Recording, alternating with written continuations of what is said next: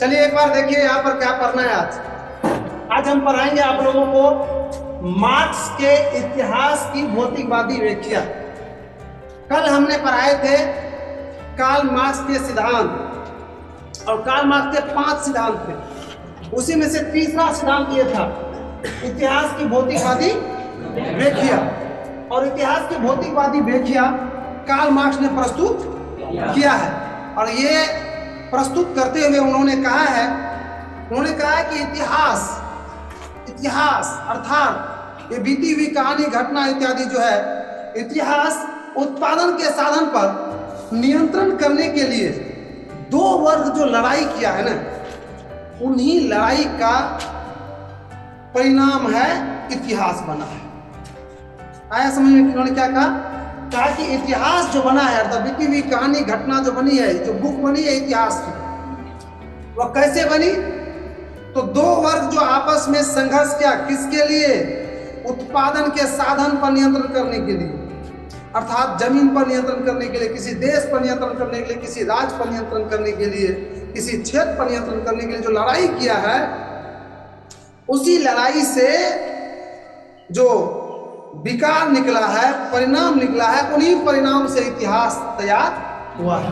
बात भी सही है कि नहीं? आप अगर किसी बुक में, इतिहास की बुक में पढ़ेंगे तो यही पढ़ेंगे, इसको मारा वो, उसको मारा वो, वहाँ हुआ, यहाँ हुआ, वहाँ हुआ। मुख्य रूप से इसी के विषय में पढ़ने के लिए है। तो मार्क्स ने ये चीज इतिहास की भौतिकवादी व्याख्या प्रस्तुत करते हुए कहा कि जो भी इतिहास है वह 2 वर्गों के संघर्ष का परिणाम है, संघर्ष का प्रतिफल है जो इतिहास तैयार हुआ है। अब आइए कि इन्होंने इतिहास के संबंध में और क्या कहा। इन्होंने इतिहास जो बीती हुई घटना है उनके संबंध में उनको इन्होंने 6 चरण में बांटा। कहा जो बीती हुई कहानी है ना, जो बीती हुई घटना है, बीती हुई संघर्ष, वो 6 हम चरण में बांट सकते हैं। बल्कि 5 चरण आ चुका है, हमारे सामने आ चुके हैं, और 6ठा चरण आने वाला है। 6ठा चरण। और 5 चरण कौन कौन आए थे वो थोड़ा सा सुन लीजिए, हम लिखाएंगे भी। पहला चरण का नाम लिया आदिम समवादी युग। मेरे भाई लिखते भी जाते हैं, आप लोग नहीं लिखेंगे, अभी घर पढ़ाएंगे नहीं। पहला चरण क्या है? आदिम समवादी युग। आदिम समवादी युग। आदिम समवादी युग। एक बार मैं फिर से दोहरा दूं, ये आदिम समवादी युग क्या है? कार्ल मार्क्स ने इतिहास को क्या बताया? 2 वर्गों के बीच जो संघर्ष हुआ उसी का परिणाम है इतिहास। और इतिहास जितना है उसके 6 चरण बताया, और उन्हीं में से 6 में से ये वो है कौन? आदिम। अब सुन लीजिए आदिम समवादी। आदिम का तात्पर्य होता है अति प्राचीन, प्राचीन का। समवादी, आपने समवादी पढ़ चुके थे।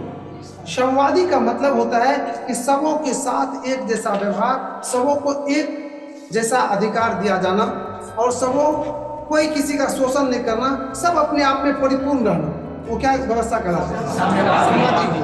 तो मेरे भाई ये मार्क्स का मानना है कि अति प्राचीन काल में समवादी व्यवस्था थी।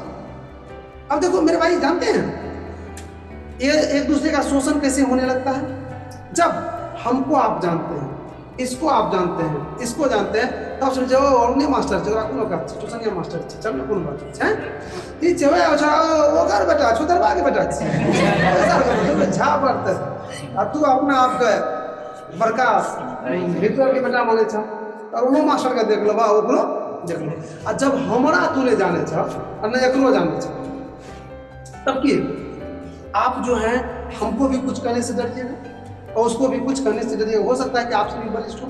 आज बाघ, थोड़ा सा समझिए, बाघ लोग पर क्यों झपटता है? क्योंकि लोग ने बाघ को देख के भागा, तो बाघ समझे थे कि हम जब नजदीक जाते हैं तो भाग जाते हैं, इसलिए हमसे शायद ही कमजोर है। अगर शुरू से ही आदमी खड़ा रहता बाघ के सामने में, थोड़ा सा बढ़िया से एकदम डट पट के तो भागे भाग जाता ना, भागे भाग जाता। लेकिन ये प्रवृत्ति बन गया। लेकिन ये कब जाने, ये शुरू में जाने ना कि हम लंग ले लिए, बाघ के मन से डर गए, हम मेरा पूर्वज डर गया तो बाघ पीछे करने लगा, तो आज बाघ हम पर शोषण कर रहा है। एक तरह से बाघ से हम डर रहे हैं, बाघ हमको डरा रहा है। तो आदिम संवादी सबसे पहले तो कोई नहीं था। बाघ, हरिण, सिंह सबको सिर्फ अपनी ताकत की अनुभूति थी, मेरा ताकत की अनुभूति नहीं थी। तो मेरा क्या शोषण करेगा वो? समझेगा कि हो सकता है उन्हीं को मूत्र पीते। आज तो हम समझ चुके हैं कि बाघ है, हम जब मारेंगे तो हमको मार देगा, लेकिन हम नहीं समझते कि बाघ है कि हरिण। तो क्या करें? आज देखिएगा आप लोग बेदरा बच्चा होते हैं, बच्चा से आपको सीख मिलेगा। आप कितना नमरगर है, बलिष्ठ है, आप कहेंगे देखे आज हमारे वो मारना शुरू कर दिया, क्योंकि उसको ज्ञात नहीं है आपकी ताकत है कि नहीं। तो वो आपको समझता है कि मारते हूँ मार तो मेरी है तो ओकरा तोरा ताकत के ज्ञात नहीं। जब नंबर भै जाए तोरा ताकत के ज्ञात भै जाए तो की करे? कुछ नहीं करता है। तो जस्ट लाइक आदिम संवादी युग, शुरू में किसी के ताकत का किसी को ज्ञात नहीं था, अतः किसी का कोई शोषण नहीं करता। बढ़िया। तो कह रहा ये आया हो चल गया, ये आया था शुरू में था कल चल गया। दूसरा है मेरे भाई, देखिए दूसरा है दास्ता का युग। दास्ता मेरे भाई बिल्कुल शांत रहो, बहुत बढ़िया चीज बता रहे। दास्ता का युग, युग मतलब समझते हैं एक विशेष समय अवधि। हमारे समाज में 100 वर्ष को एक युग के रूप में मुख्य रूप से जाना जाता है। अब आइए दास्ता, दास्ता मतलब होता है गुलाम। कैसा मतलब? गुलाम का युग। कहा तब क्या हुआ?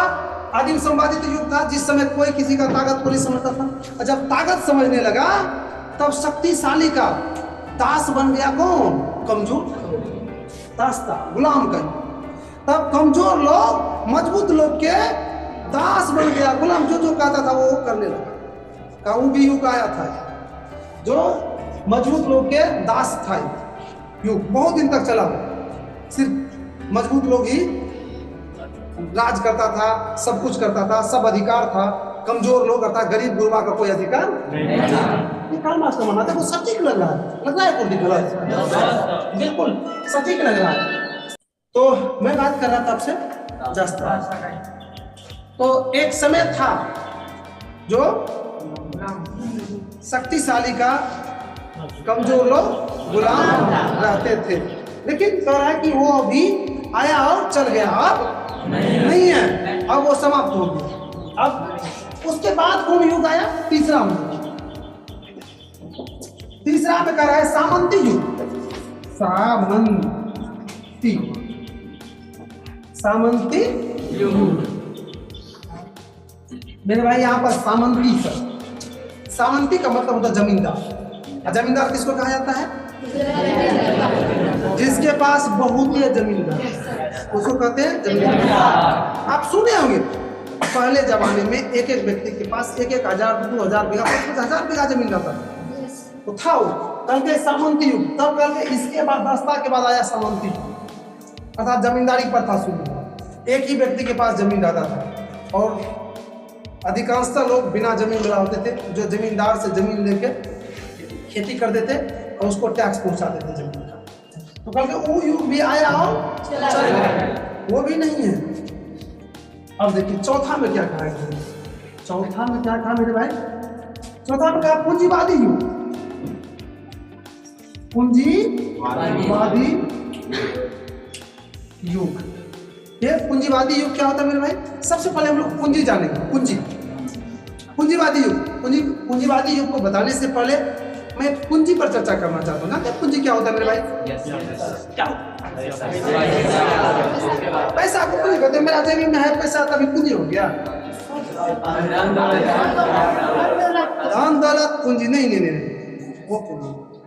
जिसके पास ज्यादा पैसा, जिसके पास ज्यादा पैसा नहीं, वो भी गलत है। जिस स्रोत से पैसा वो भी गलत है। अब सुनिए पूंजी क्या होता है।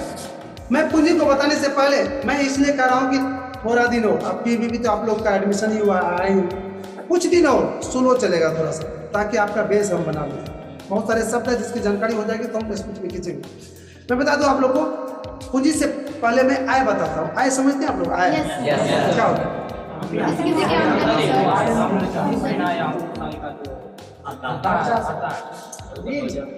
ऋण नहीं, आय क्या होता है वो सुन लीजिए। आय कोई भी व्यक्ति जो काम करते हैं और काम करने के बाद उसे जो मजदूरी के रूप में मिलते हैं वही उसका ये हो गया।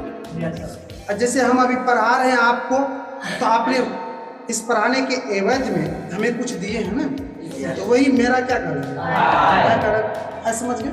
अब आय आपने जो दिए, इस आय में से हमने क्या किए, रूम रेंट में दे दिए, या बिजली में दे दिए, या कपड़ा खरीदने में दे दिए, तो काम में विभिन्न काम में बट गया। अब है आय, समझ गए। अब आय का वह भाग कुछ पैसा बचाया, आय का वह भाग पूंजी कहलाता है, मतलब आय का ही कुछ भाग पूंजी कहलाता है। कौन भाग? आय का वह भाग पूंजी कहलाता है जिसको हम और लाभ कमाने के लिए कहीं पर लगाते हैं, जिसको हम और लाभ कमाने के लिए कहीं पर, जैसे दुकान में लगा दिए पैसा, तो दुकान में जो लगाए वो क्या कहलाएगा मेरा? हमने जमीन खरीद के घर बना दिए, तो वो जो जमीन खरीद के घर बनाए वो क्या कहलाए? पूंजी कहलाए। अर्थात आय का वह भाग पूंजी कहलाता है जिसको आपने कहीं पर लाभ कमाने के लिए लगाए हैं, उसी को क्या कहते हैं? जी बस 2 मिनट आ रहे हैं सर। उसको क्या कहा जाता है? पूंजी कहा जाता है। अर्थात आप दुकानदार के पास या सुने होंगे, दुकानदार भाई कहते हैं कि मेरे दुकान में पूंजी की कमी है, सुने पूंजी घट गया है, तो वो लोग जानते हैं। हम लोग वैसे उन लोगों को भी बढ़िया से पूछिएगा ना, तो बहुत कम ही लोग इसका मीनिंग जानते होंगे, लेकिन वो चलते आ रहा है प्रचलन, तो वो भी कहते आ रहे हैं। नहीं, हम लोग ने कभी सुने, तो आप लोग भी नहीं सुने, तो कह रहे हैं वो, तो समझ में आ गया पूंजी क्या होता है। अर्थात व्यक्ति के आय का वह भाग जिसको व्यक्ति और लाभ कमाने के लिए कहीं पर लगाते हैं, उसी को कहा जाता है। तो यहाँ पर पूंजीवादी युग, मेरे भाई, ये सामंतवादी युग के बाद आया पूंजीवादी युग, कि जिसके पास लाभ कमाने के लिए, पैसा लगाने के लिए, फैक्ट्री खोलने के लिए पैसा था, उसी का बोलबाला सुना। अर्थात जिसके पास फैक्ट्री था, सीधा से समझिए, जिसके पास कोई बिजनेस था, उसका बोलबाला हो गया। वो जो चाहते थे वो हुआ भी था। इससे पहले देख लीजिए, फैक्ट्री वाले का, बिजनेसमैन का काफी वर्चस्व था यहाँ पे, लेकिन कहाँ कार्ल मार्क्स से ये भी कुछ दिन नहीं टिका, ये खत्म हो। तभी चौथा हो गया। अब पांचवा में क्या आया वो देखो। पांचवा आया मेरे भाई समाजवादी युग। ये युग समाजवादी कह रहा है कि ये शुरू है। कौन? समाजवादी। तो शायद समाजवादी तो आप पढ़ ही रहे हैं कि समाजवादी युग या समाजवादी व्यवस्था वह व्यवस्था होती है जिसमें सभी के विकास के बाद किया जाता है, समान रूप से विकास। आज देख लीजिए वर्तमान समय में चाहे नेता हो, चाहे सरकार हो, चाहे बुद्धिजीवी व्यक्ति हो, सब किसका बात करते हैं? अपने विकास की बात नहीं करते। सभी करते हैं कि मेरे पूरे समाज का विकास कैसे हो, उसके लिए सोचते, भले करे कि नहीं करे अलग बात, ये सोचता है कि नहीं सोचता। तो कह रहा है कि वर्तमान में समाजवादी युग स्टार्ट है, और कह रहा है वो युग आने वाला है, उसका भी संकेत दिया। मैं कहता हूँ आ गया हो, कौन युग है सोचो। और छठा कह रहा है आने वाला है साम्यवादी युग। साम्यवादी युग, ये देखिए पहले भी था आदिम संवाद, फिर से आएगा, दोहराएगा संवादी युग। संवादी युग में क्या होता है मेरे भाई, वो भी सुना देते हैं थोड़ा सा। संवादी समाजवादी का रूप है, बताए थे। समाजवादी का क्या है? रूप है, जिसमें अगर आप एक समान नहीं मानिएगा तो मुंह थोपता जाता है। अगर हमको आप नीच समझने लगिएगा तो हम आपका मुंह थोप देंगे। आज वो हो रहा है। कैसे हो रहा है वो देख लीजिए, आपको ज्ञात होगा। पहले राजा महाराजा बदमाश पूंजीपति वाला लोग जो समाज में थे, मरहर मंजन जो थे, उसका बोलबाला चलता था। अगर बगल में छोटा सा जो छोटे जाति के होते थे, जिसको खेत में काम करवाते थे, तो कहते थे कि 25 टा चले, तो 25 को आ जाता था। और खाना दे कि नहीं दे, या जैसा सूखा रोटी जो भी दे, खा के कल में चलो काम करते थे।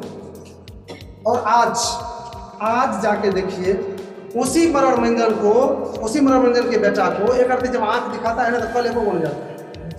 कल एगो बोलने गया तो गया मुसहरी में, तो घेर के वहीं पिटको करता है। पिटता है कि नहीं पिटता है? तो किच्छे वो नहीं दे 500 टका, तोरा 150 टका हो, अर्थात संवादी। मुंह का कुछ नहीं बोलता कि आप अगर मेरे साथ शोषण कीजिएगा तो हम बर्दाश्त नहीं करेंगे, आप मेरा अधिकार दीजिए तब हम आपको राजा मानेंगे, तब मंजर मानेंगे, तब बड़ा मानेंगे, है कि नहीं? नहीं, अगर अधिकार नहीं दीजिएगा, आप अपने आप को हीरो समझेगा तो मैं हीरो क्यों नहीं मानता हूँ, है कि नहीं? ये आ गया फुल लगता है इसका आगमन हो गया है। अब क्या देखिए, कार्ल मार्क्स ने जो ये 5 जो चरण बताया है, लगता है कुछ गड़बड़ है? समझे तो उन लोग पूजनीय है कि नहीं? कितना अनुभवी थे। हम तो कहते हैं उन लोग में देवी शक्ति निश्चित रूप से, जो इतनी इतनी अनुभवी बात, पहले का बात कैसे बता रहा है, जो भी लिखा है उन्होंने वो बिल्कुल सत्य प्रतीत होता है। ये करती भी कहीं गड़बड़ नहीं है। तो शायद समझ गए? यही था मार्क्स के इतिहास के भौतिकवादी व्याख्या। और उसी के आधार पर मैं 2 लाइन पहले लिखाऊंगा, फिर ये 5 लिखेंगे। नहीं, 2 लाइन जो हमने अभी बताई, पहले 2 लाइन लिखिए तो आप लोग।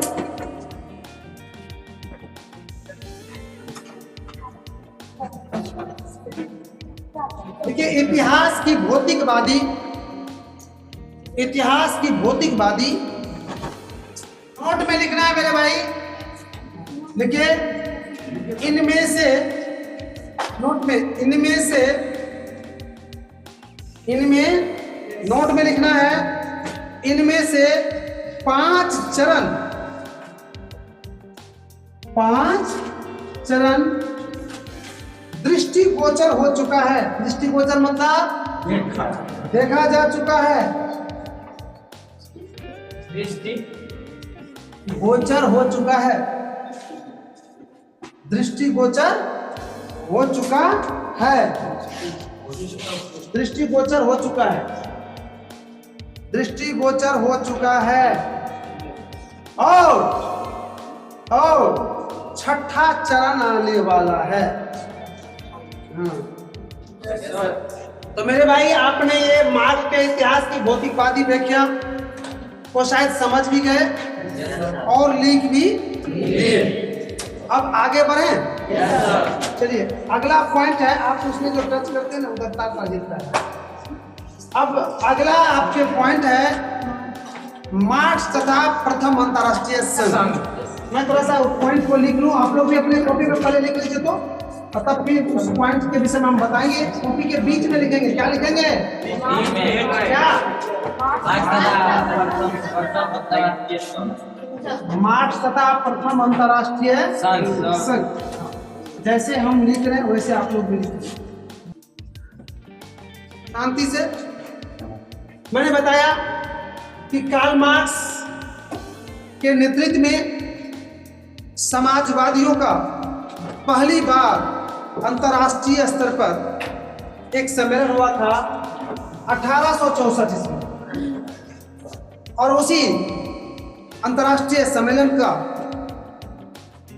को कहा जाता है इतिहास में, वर्ल्ड के इतिहास में, मार्क्स तथा प्रथम अंतरराष्ट्रीय संघ या प्रथम अंतरराष्ट्रीय संघ के नाम से भी पुकारा जाता है।